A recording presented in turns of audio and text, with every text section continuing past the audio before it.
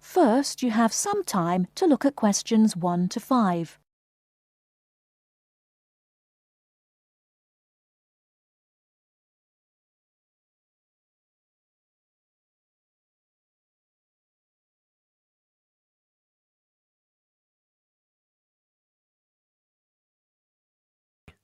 Listen and complete the notes about two people who work at ESCO Engineering.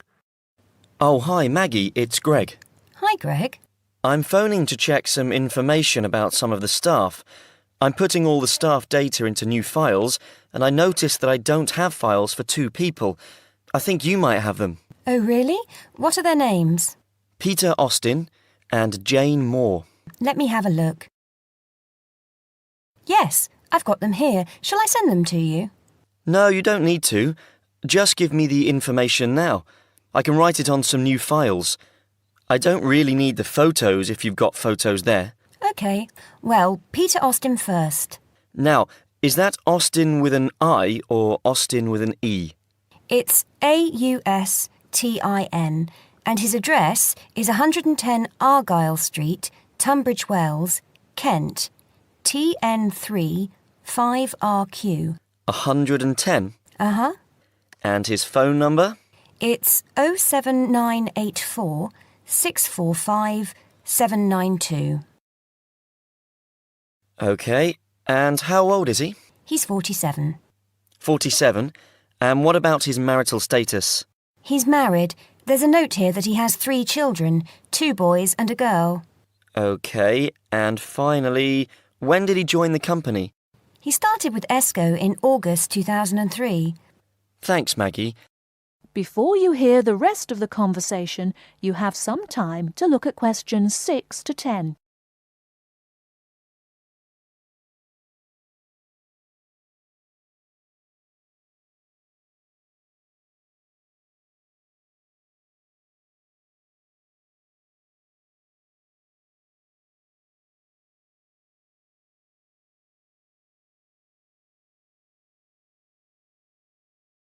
Now listen and answer questions 6 to 10.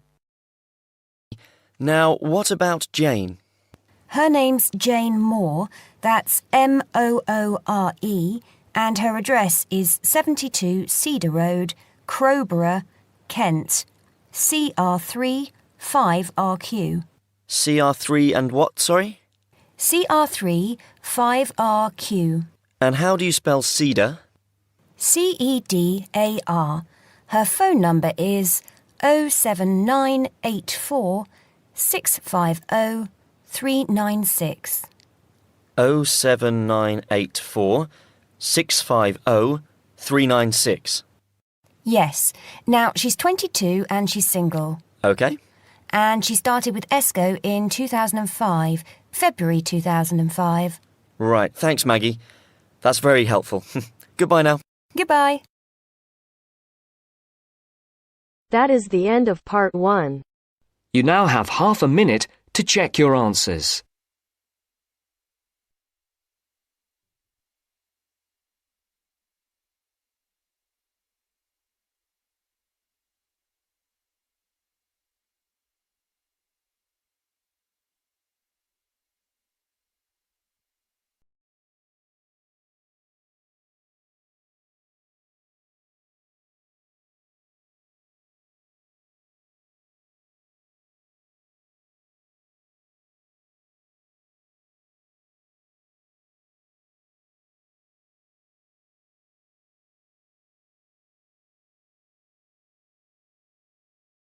Now turns to part 2.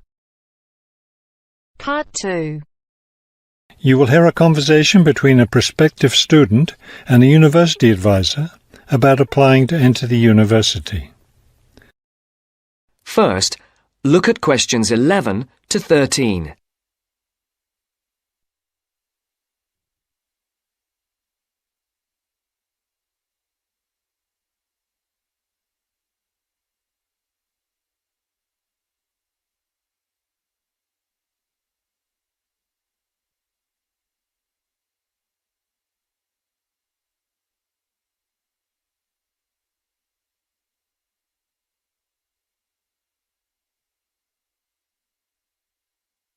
As you listen to the first part of the interview, answer questions 11 to 13.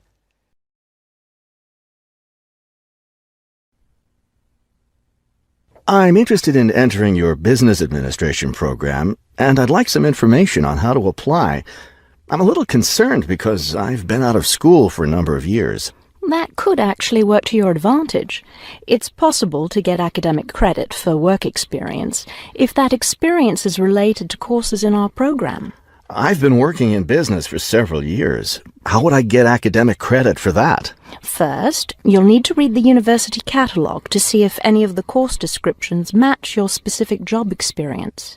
For example, if you've worked in accounting, you may be able to get credit for an accounting course. So then what would I do? You would write a summary of your work experience, relating it to specific courses we offer.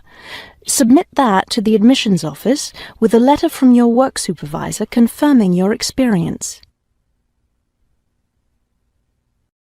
Now look at questions 14 to 20.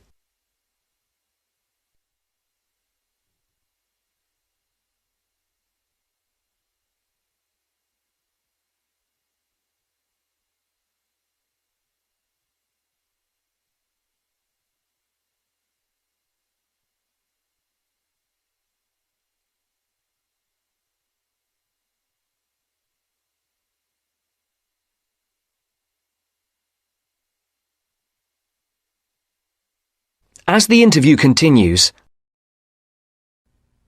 Would I submit those things at the same time that I apply for admission? That would be the best idea. Have you seen a copy of our university catalogue? Not the most recent one. I have a copy from last year. You'll need to look at the latest one. Unfortunately, I've run out of copies, but you can get one from the library for now, and I'll send you your own copy as soon as I have more available. Thank you. How does the admissions process work? Well, first you'll need to get an application for admission. Those are available in the admissions office. The application form contains all the instructions you'll need. That sounds simple enough. Of course, you'll need to make sure you meet all the admissions requirements. How can I know what those are? We have copies of the requirements lists for all university programs here in the counselling centre. I'll give you one before you leave today.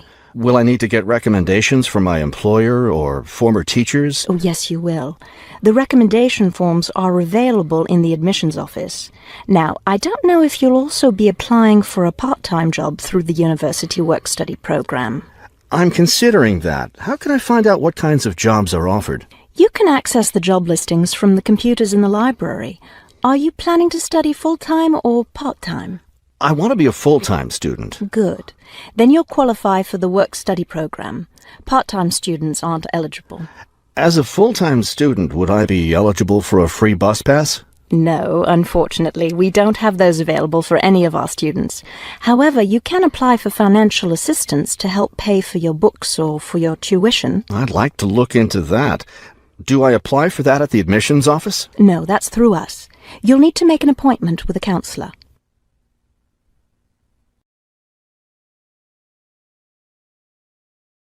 That is the end of part 2. you now have half a minute to check your answers.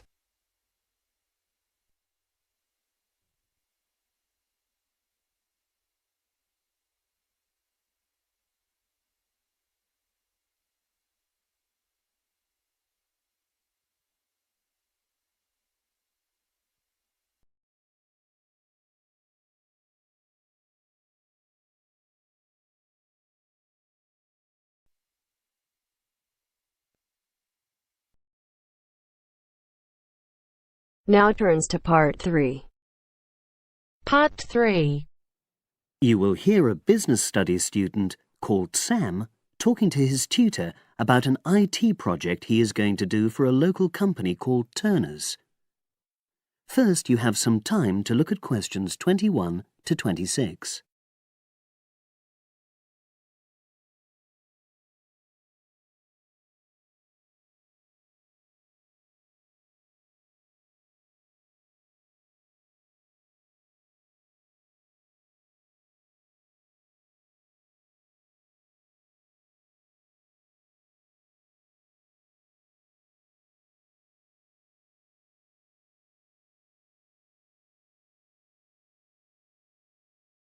Now listen and answer questions 21 to 26. Hello, Sam. Come in and sit down. Thanks. You're here to discuss your company-based IT project, aren't you? Yes, I've been to see the manager and he's given me a lot of ideas about projects that the company would find useful, but I wanted to ask your opinion about them before I choose one. Yes, that's fine. Now, this company's called Turner's, isn't it? That's right. It's a small engineering company. They make machine components for trade use. They're well established. They started in 1976, but they're a bit old-fashioned. Okay. And what kind of projects did Turner's suggest you could do for the company? Well, they want some improvements made to their customer database. The one that they've got at the moment isn't very useful in some ways. I had a quick look at it. That would be a very straightforward project, and it'd be simple enough to evaluate, but I don't think you'd get enough out of a project like that. You wouldn't learn anything new. Well, another project they suggested is to do with their online sales catalogue. At the moment, customers can look at their products, but they can't actually order them online, which must affect their competitiveness. But I said I thought it would take too long. It's quite a big task. You're right. It's too much for the time you've got. It's a pity, though. Then they want some help with their payroll system. At the moment, the way they calculate pay involves a lot of manual accounting. I suggested they could have a system where employees register electronically when they arrive and leave work, so the hours they do could be transferred automatically. I think you'd get a lot out of a project like that. It would extend your skills, but it wouldn't be too much to take on. A student did something similar a couple of years ago, but this is slightly different. Well, then they need help with their stock inventory. They do everything manually. Really? Yes, and it takes so much time. It's probably very inaccurate, too. An electronic inventory would probably be the biggest single benefit for the company. I'm surprised they haven't had it done before. I know. Then they wanted to improve their internal security. The manager had visited other companies where the staff use swipe cards to access various areas of the building. It sounded useful, but the trouble is I'm not really sure how to do it. Well, I think you're right in that assessment. At the moment, it's probably a bit beyond your level of knowledge. Is that all? Just one more. Customer service. They want to be able to collect feedback from their customers in a more systematic way. At the moment, it's a bit of a mess, and they probably lose business as a result. Would that involve you going to see customers at their own premises? Because in that case, you might have to do a fair amount of traveling, and that would incur expenses that haven't been agreed with these companies. I never thought of that. Well, it might not be a problem, but it's something that needs clarifying. Well, I hope that's been helpful in narrowing down the options. Yes, it has, thanks. I'll be able to make a decision now. But while I'm here, can I talk to you about coursework? Sure. Now you have some time to look at questions 27 to 30.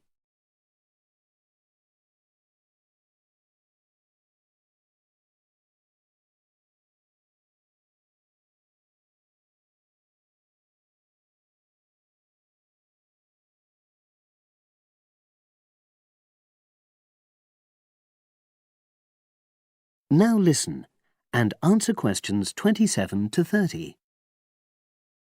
I'm not very happy about the way our group assignment is working. There are some problems. Oh, dear. Are people just not getting on with each other? That's the worst thing. Actually, we're all friends. It's not that. But when we're having a discussion about the assignment, one or two people end up doing all the talking and the rest don't say anything. It's a bit frustrating because we need plenty of debate. Well, that's a common observation. You're studying in a group with people from all over the world, and you all have your own ways of participating. In some places, students are more used to listening than talking, and vice versa. I suppose you're right. I'll try to remember that.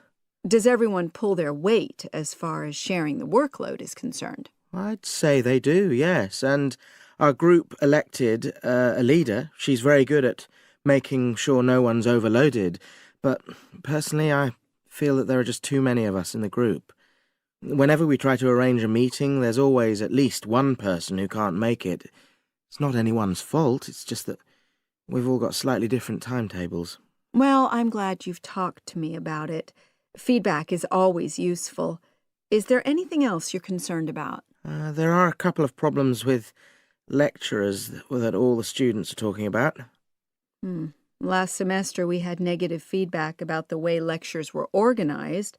There were several occasions when the wrong room had been booked or the same room had been booked twice, that sort of thing. Is that still a problem? That hasn't happened at all as far as I know. Oh, good. It's sorted out then. But I don't know the reason, but some of the staff often turn up late, so we miss 10 or 15 minutes of our lecture time. It might be because they've been copying handouts for students. I think there's a queue for the machine sometimes. Well, I'll look into that. Thank you for telling me. Anything else? The other thing is that it can be very difficult to get to see a lecturer individually. They're all very supportive and friendly when you do manage to find them, but often they're not in their office, even at times when they're meant to be available for consultation. Okay, that's helpful. Now, before you leave, That is the end of part 3. You now have half a minute to check your answers.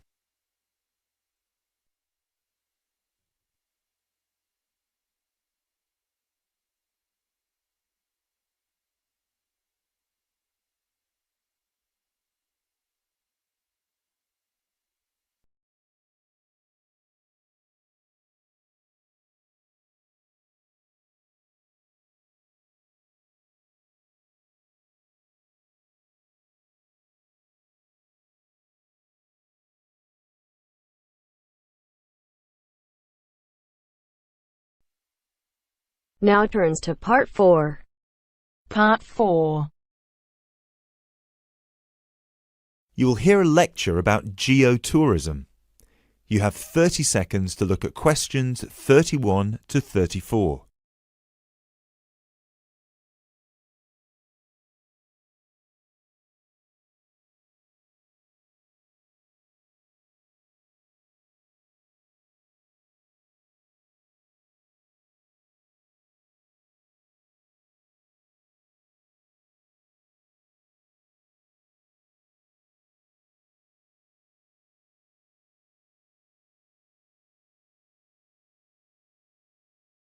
Now, I'd like to move on to talk about something called geotourism. Geotourism is very basically leveraging the benefits of tourism for local communities. I would just like to give you a couple of statistics which are very illustrative of the current situation with regard to young travellers and international tourism.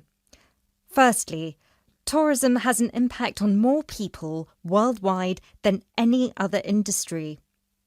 Indeed, it has an impact on 1 in every 2 people, either directly or indirectly. The second statistic is that in global tourism, there is a 97% economic leakage. This means that if you spend £100 on going on holiday, normally only £3 of that money will actually reach the people who are giving you the services and the accommodation, for example, in the destination. If you put these two figures together, you can understand why some of the regions of the world which have very high levels of tourism still have very high levels of poverty and huge developmental challenges. These countries have this massive industry demanding a huge number of services, but they are not seeing a fair reward for these services. Geotourism is about changing this.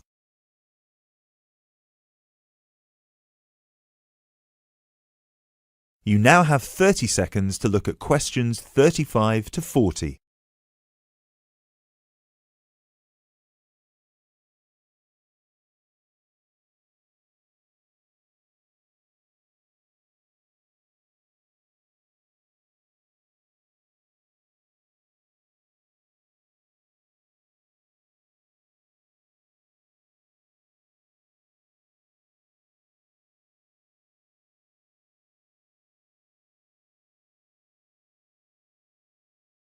Projects are now being developed with financial organisations such as the World Bank. One of these involves developing a technology platform which is bringing grassroots travel products such as hotels, locally owned hotels, not global chains, very locally owned tour operators to the international travel market, therefore avoiding the middlemen. These middlemen often cut them out of the market completely or just make their business unsustainable. Another way that geotourism can be promoted is through the niche travel market of volunteering. These days, a significant number of older teenagers want to spend a gap year, either between school and university or university and employment. Often, these people want to spend some or all of their year volunteering, but they either don't have the money or don't feel inclined to pay the main volunteering organisation businesses the fee they require, which can be as high as £3,500. What they are looking for is an organisation who can connect them with people on the ground, who can suggest worthwhile local projects. So, this is a real win-win scenario. The organisers charge a small flat fee, which then goes to the local contact. Thus, the local contact gets a very good commission just for one customer. The customer is also saving a large amount of money and time, both of which they can give to the projects they end up working on. There is still quite a long way to go before poverty in the most popular of tourist areas is eradicated, but a focus on this type of geotourism could provide an answer.